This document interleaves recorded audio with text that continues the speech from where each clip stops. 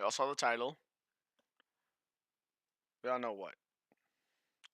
I'm just gonna explain why I'm here really quickly.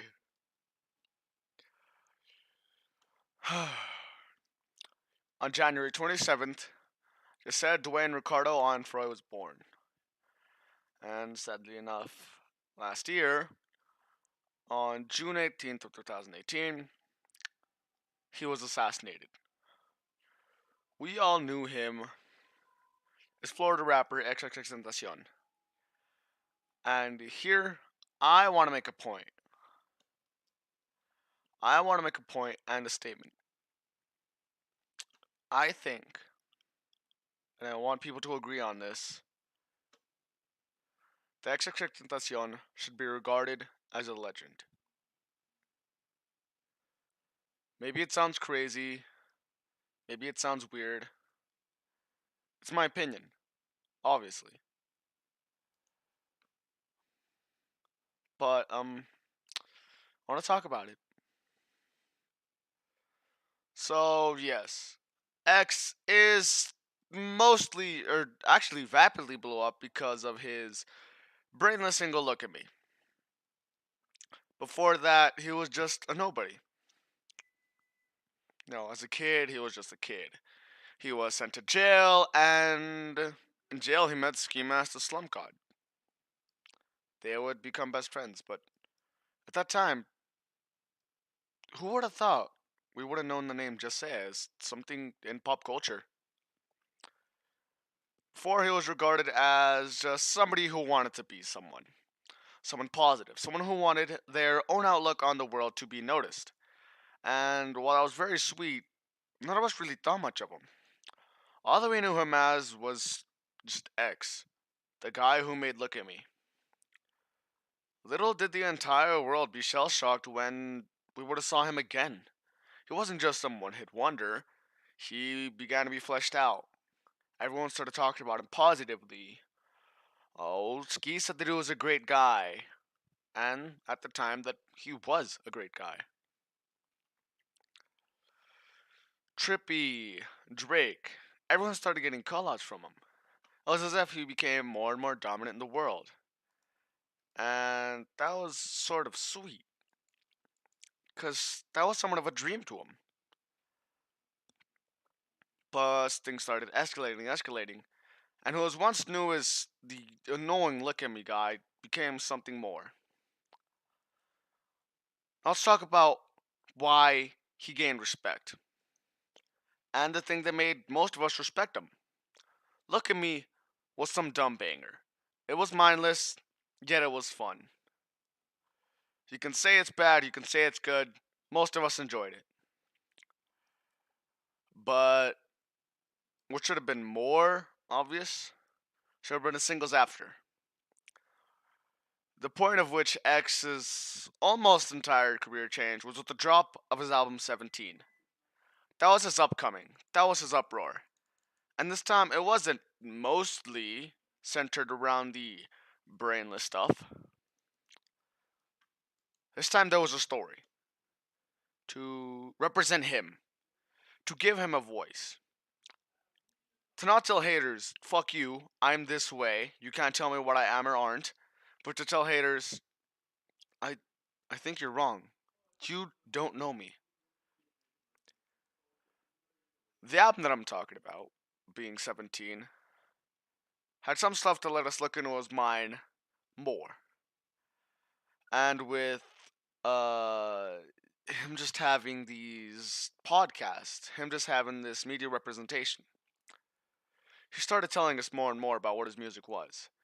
He wasn't trying to make it brainless. He was trying to do something smarter. He was trying to let us look into just as mind. Something that was fun, something that was amazing. Something that in music to him it sounded crazy. It sounded amazing. It was melodical.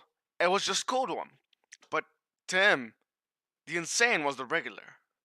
So he didn't make music because he wanted the money or because well, really anything. It was mostly meaningless besides getting words out, getting out stories, telling the world what is and what isn't wrong. But what was truly good about him was the stories he told, was how he helped. And this is where, what I've pretty obviously been tipping toeing around, I will talk about. We all know of and have definitely heard Jocelyn Flores. This was the point in which me and so many other people started respecting X. Why? Because this wasn't the same old brainless album. This wasn't a ghetto Christmas carol. This wasn't Look at Me. This wasn't 21X. This wasn't brainless and stupid and annoying. This was a personal, sad story of X meeting and having a friend and a girl. And later that summer, he committed suicide. And he wanted to get the word out there that it mattered. He wanted to make a statement about it because it did matter. No matter who you are, no matter who I am, no matter who any of us are, Jocelyn Flores was a story of which we all did and we all should have listened to.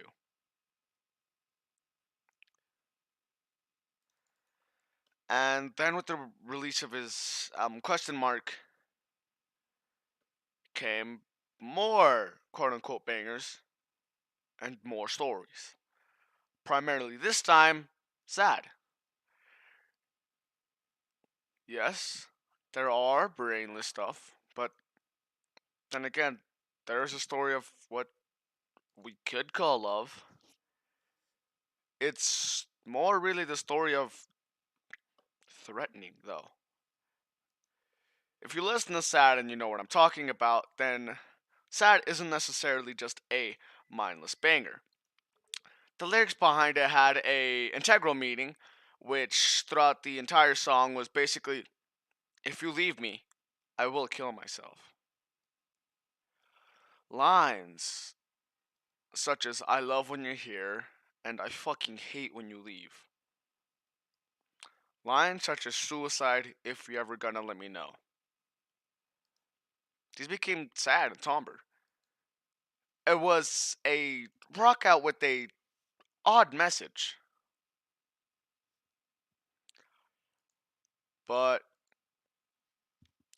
at its heart in the right place.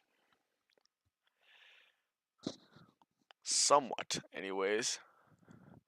And with that came even more of an uproar from 17s, or what we'd all like to know is Die in the Nighttime. We all know what I'm talking about. It's a song threatening death. Under the Question Mark came other songs that all easily went under the radar of anyone who didn't listen to the entire album. You know, a lot of them were obviously and palely just bangers. I don't even speak Spanish, lol, I think is the best representation of this. Has a fun title, it's brainless, and it's an I Wanna Fuck song. And while it isn't brainless like any other annoying rapper, it was brainless in a fun way. It wasn't brainless about I murder people. It wasn't brainless about I get money and fuck hoes and bitches. Most of the time, anyways. It was just fun tunes and singing. Spanish, of course, too. And something else from the Question Mark album popped up. Moonlight. Mindless as it may be, well, sort of anyways, unless you can find deeper meaning in the lyrics. Spotlight, moonlight, and they go by your trip and get your moonlight. It already looks good in the moonlight. It was pretty brainless, at least surfacely. For Sad, all you had to do was look at the lyrics. For Jocelyn Flores, all you had to do was get into it. Because you don't need to see the lyrics of Justin Flores to understand it. It wasn't no mumble, it was pretty lyrical, but you could just hear it. You could feel the meaning. You could feel what it meant to hear. I know you're somewhere. With a ghostly tone. The melody and everything, even without hearing the lyrics, would have got its point straight across. And with the newly released Skins album, he got even more publicity recently. But before that, a bit after Question Mark's release, Lil Peep had overdosed. And this was obviously very sad. This was, to anyone that was in the community, it's pretty obvious. I should still bring it up for anyone that doesn't know it. But it was before X was assassinated. And X, mostly in his memory, started making a collab, Falling Down off of Lil Peep's bonus album. And with that, a lot of Peep's life and accomplishments had suddenly been brought to light. It was great of him to do it. Controversy still arose over him, though. And charges were applied on him for reportedly beating his girlfriend. But those were all dropped because before it happened, we all know the X was assassinated.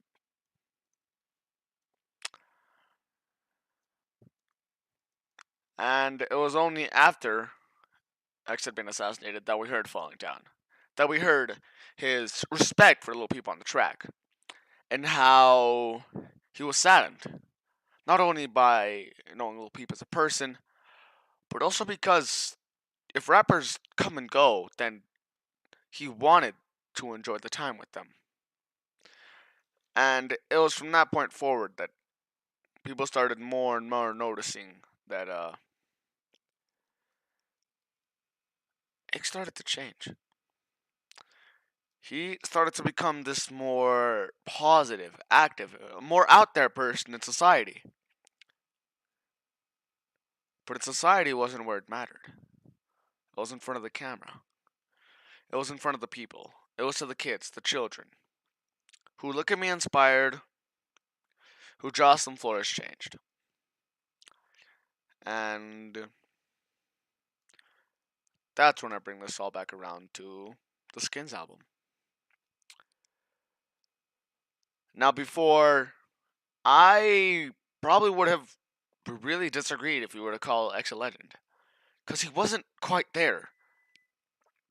Yes, X can totally be compared to Tupac. That was beef, they were shot, they made relatively really good music that inspired others, but X just didn't have enough. Falling Down just helped him that little bit, and he was right there.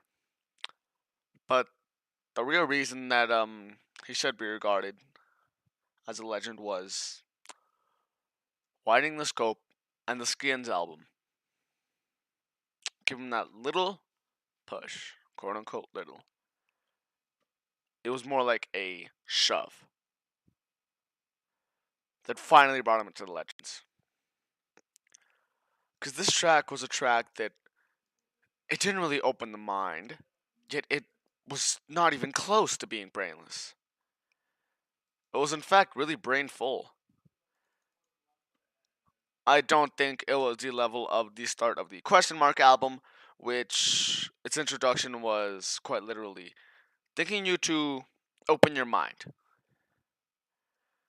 and try to kind of make you think of X's quote unquote Gekume, which to who doesn't know is X's basically way of saying that he wanted to make a new word, which meant people widening the scope, opening their minds, and quote unquote thinking in a new realm.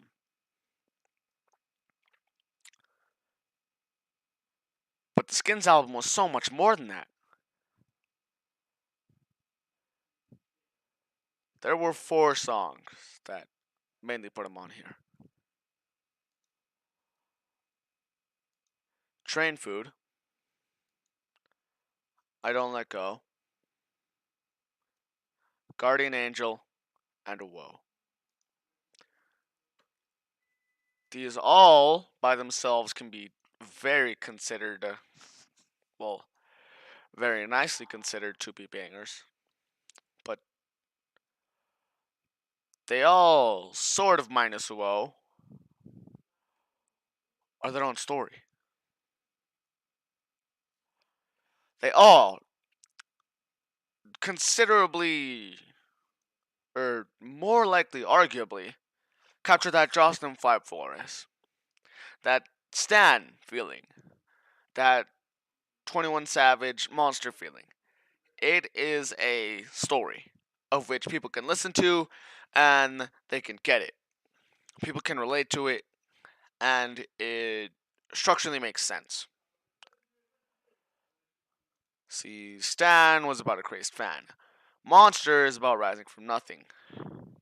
Jocelyn Flores, as I talked about before, was of suicide and tragedy. Train Food pushed him up there because it was an intellectual check. Guardian Angel was showing more that he he didn't quite let go, but he felt heartbreak. He still wanted to touch the heart of those kids that it mattered to, of those teens, of those people that cared.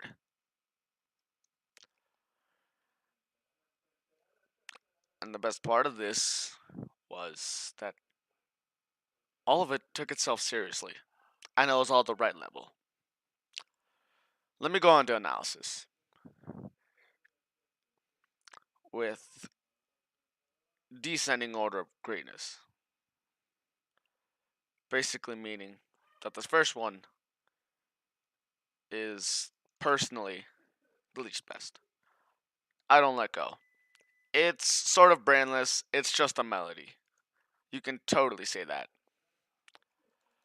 But it still told a story, not only in its quote unquote lyrics, but also in its melody and title. It's named appropriately.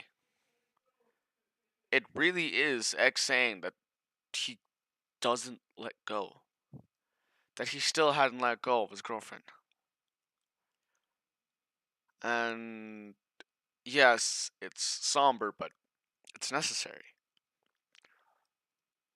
It was still his intention to help those kids. Then is Guardian Angel, what is sort of the closest to a Jocelyn Flores vibe and closest to being Jocelyn Flores.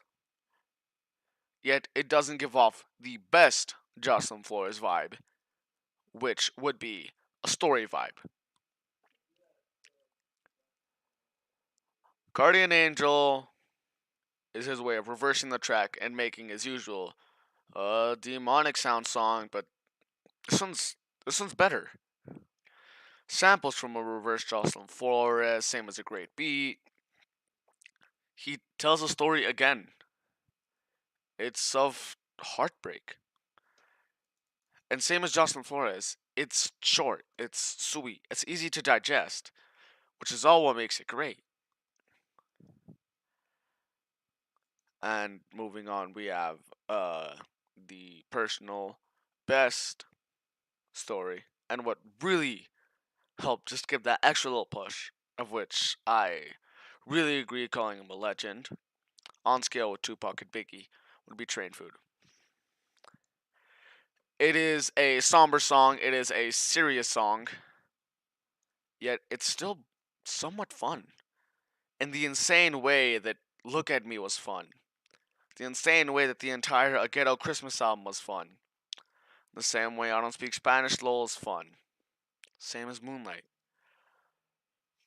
But this time it was a more insane fun, of which you had to be sort of sick to call it fun. Yet that's what his intention was. And it's genius. Train Food tells one of the best stories in culture, in my opinion. better than Monster, better than Coming Up, better than Beating the Odds. It's not some happy-go-lucky story, of which I made it to the top. It's a story of tragedy, of which someone dies. Unlike Jocelyn Flores, some sort of solo. Tran Food's lyrics mean something more. They all resemble something, with beautiful piano melody in the back, with amazing vocals. Lines that not only make sense, but give an actual impact. The meaning of this song isn't brainless. The meaning of this song isn't suicide. The meaning of this song is death is inevitable. Here's an example. Let me quote parts of the song.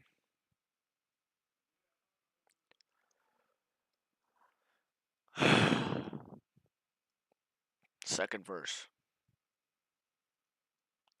What happens before this part of the story is the character X is playing. Let's just call him just say, just like X. He's alone, quote unquote, 30 minutes from home. He meets a stranger and they talk about self harming. Frequency distorts quite literally, and he says it in the track. And right before third verse, there's a little cutout that he should have ran right there. Before this, nothing gives off the impression that this stranger thing was sort of bad. But looking deeper at it, the stranger is supposed to signify death. Quote unquote from the third verse. You ever woke up on a train track with no motherfucking clothes on? Dead before your eyes, you pray to God, but ain't no response. Thinking of a shoulder that you could please lean on. But ain't nobody coming, so you scream on and scream on.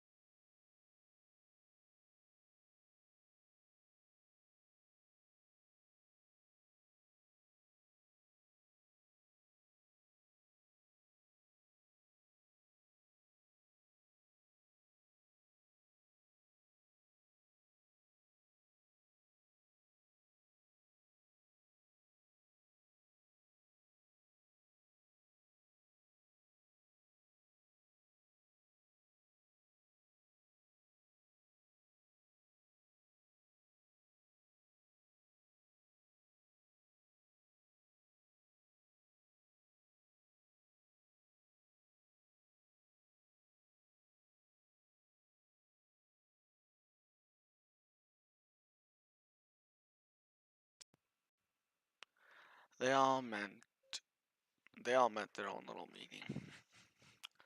They all meant to do what they were quite literally just meant to do.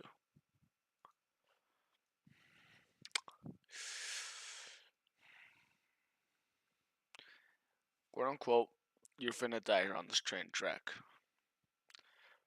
Clearly, after death, there's no way you can find your way back. Giselle is screaming. Not only screaming for help, but he's screaming. But his death is still inevitable. There's no happy ending where he escapes from the train. No, on this track, Giselle does die. Giselle gets hit by the train. This isn't a miracle.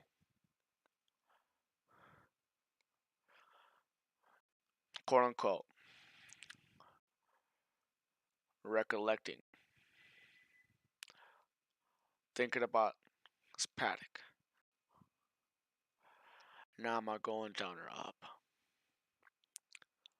Obviously, these all go along with the melody, but it's better to just take them out of where they belong. Now, in these lines, just says more thinking about what he could have done, what could have happened. And in some lines before, irony kind of strikes. In the lines, am I going down or up? He outright thinks before death, is he going to heaven or is he going to hell? He's still recollecting on all the bad thing he's done. But he wished he could have done more. But oop, final line delivered in favorably a sort of Slim Shady way. Oh, death has finally arrived. Time's finally up. And then he just dies. Cuts to black. Song ends. It's harsh, yet it's true. It's straight to the point. It's what happens.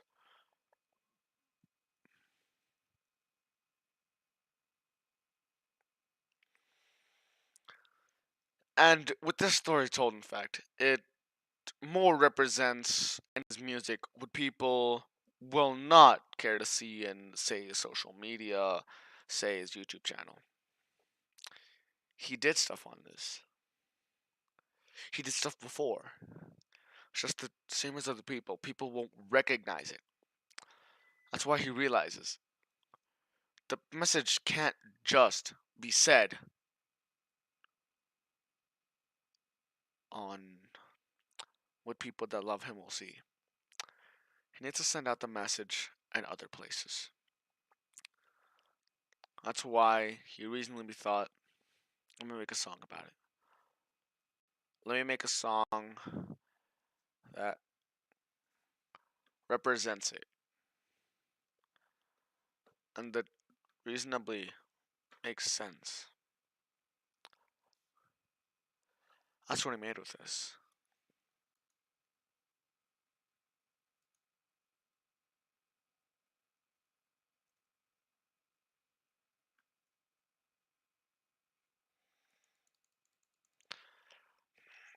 Because what also came with this was realization from his part. He was right. He does need to do more. Have you seen if he's a fun guy on Instagram